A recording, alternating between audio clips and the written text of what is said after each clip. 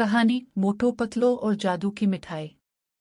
एक दिन फरफरी नगर में मोटू और पतलो बाजार जा रहे थे। अचानक एक मेला लगा हुआ नजर आया। मेले में एक बूढ़ा बाबा मिठाई बेच रहा था। बाबा ने कहा, यह खास जादू की मिठाई है, जो भी खाएगा वो बहुत ताकतवर हो जाएगा। मोटू की आंखों में चमक आ गई। वो बोला, पतलो, मुझे 2 किलो दे दो, मैं सब खा जाऊंगा।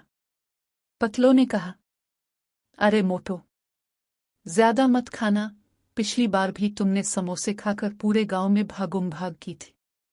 लेकिन मोटू ने बात ना मानी और जादू की मिठाइयां खा गया। अचानक इसके कान हाथी जैसे बड़े हो गए और वो जंप लगाकर दरख्त के ऊपर चढ़ गया। सब लोग हंसने लगे। गुप्पर सिंह और जान ने यह मौका देखा और बैंक लौटने की कोशिश की। पतलो ने फौरन डॉक्टर झटका को बुलाया। डॉक्टर झटका ने कहा, एडा मुश्किल सवाल है, मगर हल आसान है। इसके कानों पर नींबू पानी छिड़को, सब ठीक हो जाएगा। चंगम इंस्पेक्टर ने मोटू को पकड़कर नींबू पानी डाला। मोटू वापस नॉर्मल हो गया और फिर बोला, मैं तो कहता हूँ भाई, बस समोसे ही अच्छे हैं, ये जादू वाली मिठाइयाँ नहीं।